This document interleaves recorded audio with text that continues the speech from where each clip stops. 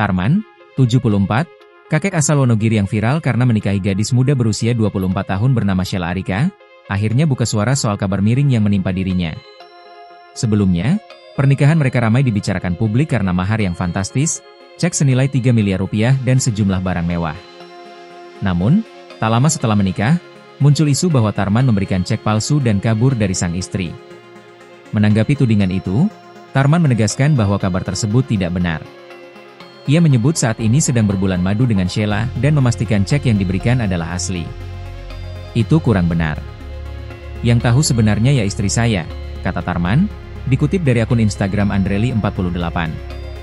Ia juga mengaku memiliki uang miliaran rupiah dan bekerja di bidang swasta.